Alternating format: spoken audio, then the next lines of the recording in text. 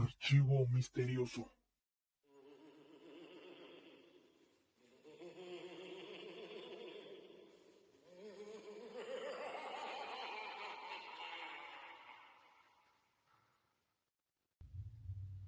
Iniciamos grabando el cuarto capítulo del podcast Archivo Misterioso y hoy vamos a hablar acerca de los emparedados.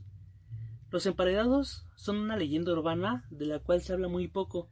Esta práctica ritual no es tan nueva, su origen la encontramos en el Japón y se le conoce como Hitobashira, que es un sacrificio humano donde el sacrificado es enterrado vivo debajo o cerca de edificios de gran escala como diques, puentes y castillos, como una oración u ofrenda a los dioses para que el edificio no se destruya o sea atacado por enemigos.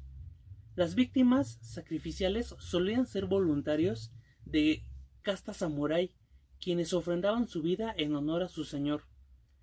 Empezó con los sacrificios humanos durante la construcción de los kofun, tumbas aristocráticas, y han quedado tradiciones de ello en varias partes de Japón.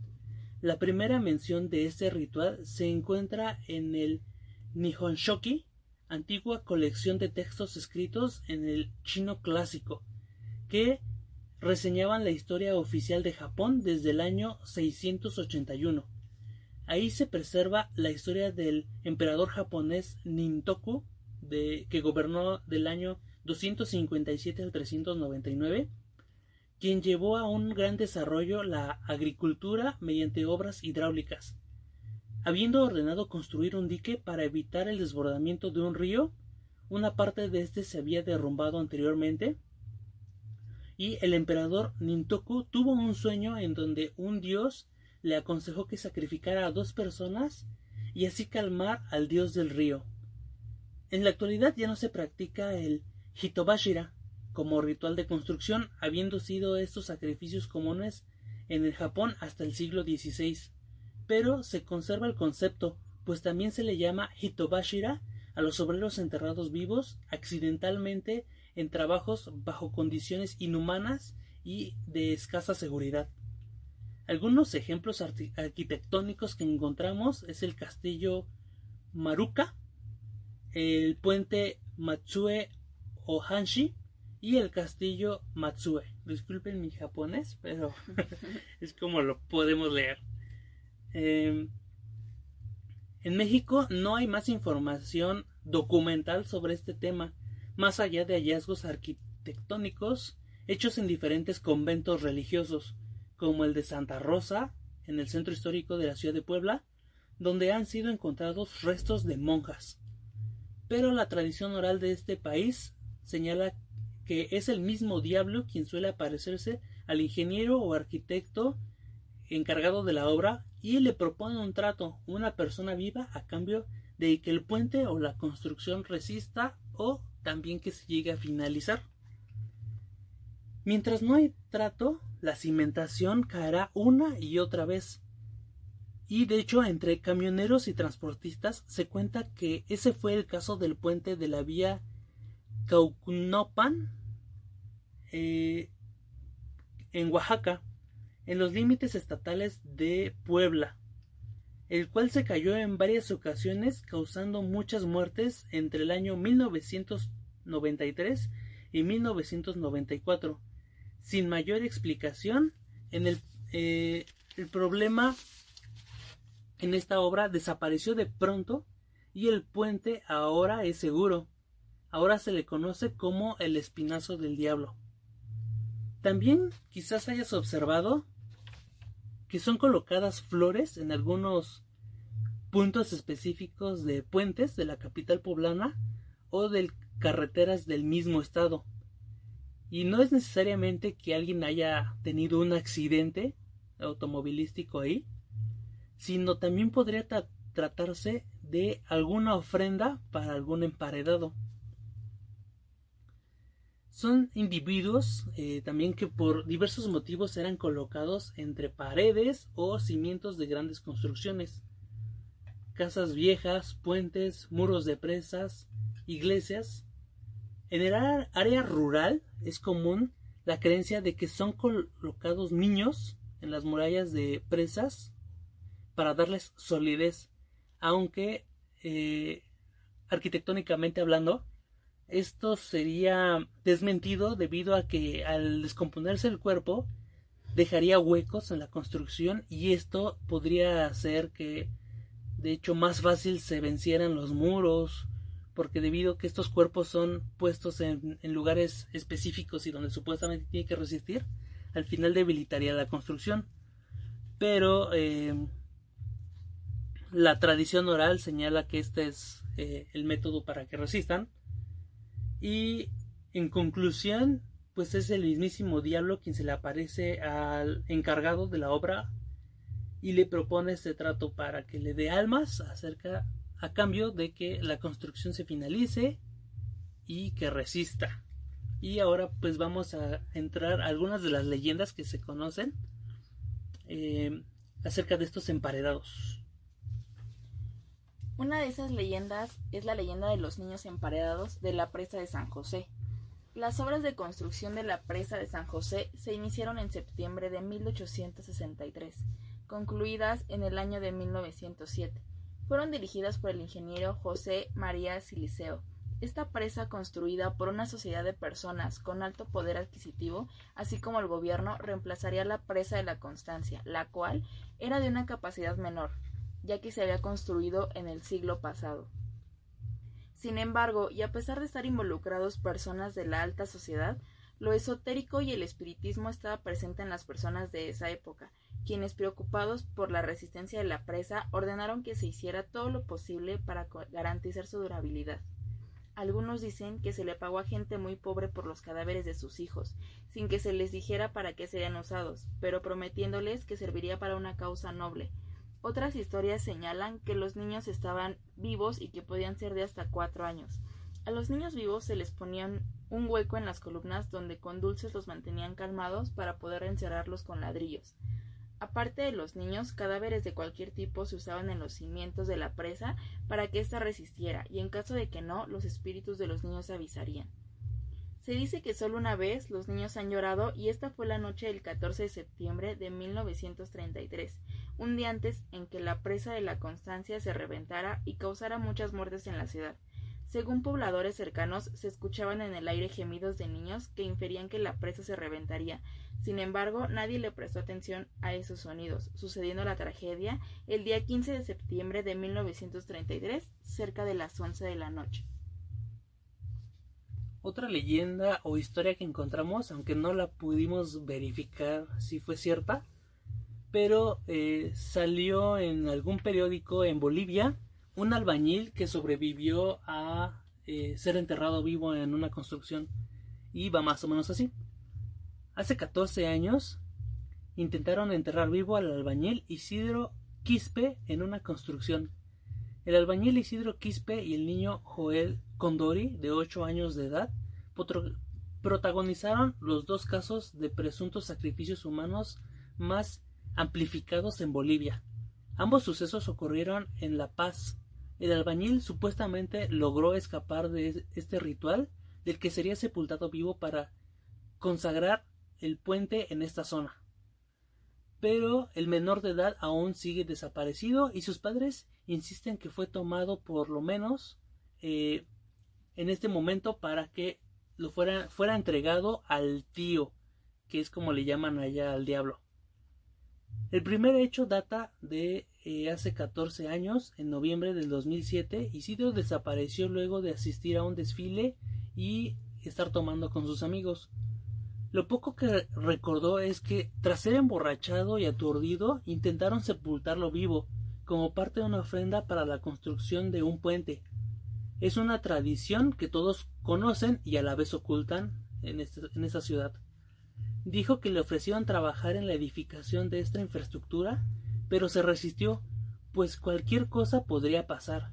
Y así fue. 3 personas me habían hecho tomar para luego enterrarme debajo del puente, pero me escapé, contó en ese entonces Isidro desde un hospital de La Paz, donde convalecía debido a las numerosas heridas que le provocó la paliza que recibió cuando casi acabó enterrado. La desaparición del albañil movilizó a su esposa Agustina Noa, quien inicialmente reportó el caso a la policía, pero no los ayudó a buscar. Afligida, la mujer pidió colaboración a todo el pueblo del puerto Acosta, La Paz, en Bolivia. En criterio de cuñado Isidro Félix Noa, el hecho de que todos los vecinos estuvieran alerta obligó a que los autores del intento de sacrificio liberaran a la víctima. Lo tenían encerrado en un cuarto, y cuando vieron que el pueblo se había movilizado, lo echaron para el cerro moribundo. Existe otra leyenda que se originó en Durango, llamada el Puente del Diablo. En Durango, cerca del río de Tunal, se encuentra la hacienda Navacoyan. Su historia comienza cuando el gobernador municipal mandó a levantar un puente por encima del río que conectaba con la hacienda, ya que en época de lluvias el cauce crecía de un modo tan alarmante que las personas que se arriesgaban a cruzar casi siempre encontraban la muerte y se perdía la comunicación y el comercio. Un día mandó a llamar al mejor ingeniero de la ciudad, un hombre habilidoso que ya había llevado a cabo varias obras de construcción con excelentes resultados. El gobernador le dio un plazo para terminar el puente antes de la siguiente temporada de lluvias. La paga, por supuesto, sería cuantiosa y el prestigio que ganaría por dirigir semejante proyecto sería incomparable. Sin embargo, le advirtió que de no terminar el encargo a tiempo, no solo perdería la mitad del dinero prometido, sino que su reputación quedaría arruinada en la urbe. El ingeniero se puso en marcha al instante, contratando a los mejores albañiles y asistentes para que el puente fuera hermoso y seguro. Pero sucedió que solo 3 días antes de que el periodo establecido llegara a su fin, hubo una tormenta imprevista y el río creció tanto que la corriente arrasó con lo que se había construido, quedando en su lugar no más que escombros y lodo. Viendo tal desastre, el ingeniero cayó en la desesperación y se sentó a lamentarse a un lado de las aguas. Pasó entonces un hombre de baja estatura, tapado con un sombrero que ocultaba su mirada y únicamente mostraba una sonrisa desconcertante. —¿Cuál es tu pena, amigo mío? —le preguntó al ingeniero. —Estoy perdido. Todos mis esfuerzos al construir el puente no han valido de nada. Perderé mucho dinero y también mi reputación como el mejor en mi profesión. El hombrecillo extraño ensanchó su sonrisa entonces y se presentó a sí mismo como el diablo. —Hagamos un trato —le propuso—. Terminaré el puente por ti. Será el más resistente que se haya visto en estos lares, y el gobernador se quedará mudo de asombro. Pero a cambio de esto tendrás que entregarme tu alma. Preso de la angustia, el ingeniero aceptó y sellaron el pacto. Al día siguiente, un puente reluciente apareció encima del caudal, dejando impresionados a los habitantes de la hacienda y sus alrededores. No obstante, casi enseguida se aterrorizaron al descubrir el cuerpo inerte del ingeniero en el centro de la construcción. El pobre hombre estaba muerto y su alma perdida para siempre. Cuando intentaron recogerlo para entregarlo a su familia y que tuviera la debida sepultura, una violenta corriente de aire lo arrebató de sus manos y lo hundió en las profundidades del río, de donde nunca más se le pudo sacar. Desde entonces, cada vez que llega la época de lluvias, se dice que un hombre aparece a penar encima del puente. Quienes se acercan a hablarle terminan ahogados bajo el torrente. Ahorita que estamos hablando de estas historias, me acuerdo una que me contó uno de mis maestros en la universidad, y era de que él estuvo haciendo su servicio en España y se hizo de una amiga que era como medium, y entonces una vez le contó que ella tenía una amiga la cual se fue a vivir ahí a España a unos edificios ya medio viejos, y tuvo recientemente un hijo. Este niño, al empezar a crecer y empezar a hablar, le decía que no quería comer en el comedor porque le daba miedo, porque había un hombre que lo observaba siempre que se ponía a comer. La señora, pensando que era pues algún juego del niño o algún berrinche para no comer ahí, pues lo tiró así como de loquito, ¿no? Pero al paso de los años, conforme iba creciendo, pues el niño seguía insistiendo con esta idea o estos comentarios de que había alguien que lo observaba frente al comedor. Entonces recordó que ella tenía una amiga que era medium. La señora, aunque era escéptica de esos temas, pues se acercó a su amiga, pero ella nunca le dijo nada, nada más le dijo, oye, te quiero invitar a comer a mi casa, que platiquemos un rato. Ella accedió y cuando estaban comiendo, su amiga, la medium, le dijo, oye, ¿no pasan cosas raras aquí que te muevan cosas o que molesten a tu hijo o algo? Dice, ciertamente sí, de hecho ese fue el punto de invitarte a comer. Dice, aunque yo no creía en estas cosas, lo que me acabas de comentar me ha dejado fría. Ella le dice, pero coméntame, ¿por qué vienen tus comentarios? Dice, es que enfrente, en este muro, enfrente de la sala, hay alguien. Y esto, pues estas palabras la aterraron a la señora. Entonces, pues ya hablaron a policías, bomberos y solicitaron apoyo de todos para que quedara como asentada esta situación. Y empezaron a romper el muro. Y después de unos minutos de estar rompiendo el concreto, se abre un hueco y cae una osamenta al frente y a los pies de la señora. Y resulta que pues esta persona aparentemente cuando estaban echando el colado cayó y pues ahí murió y quedó pues enterrado vivo. Y a pesar de que se cree que es una leyenda urbana, no sé si recuerdas que hace 2 años más o menos salió que en un puente, creo que en el Estado de México, habían encontrado varios ataúdes. Sí, enterrados. Ajá. Y esto fue debido a un accidente automovilístico que fue a estamparse con un puente y dejó un hueco. Y pues los curiosos se metieron ahí a ver. Ajá. Y encontraron varios ataúdes. De hecho, vamos a subir la foto en el video.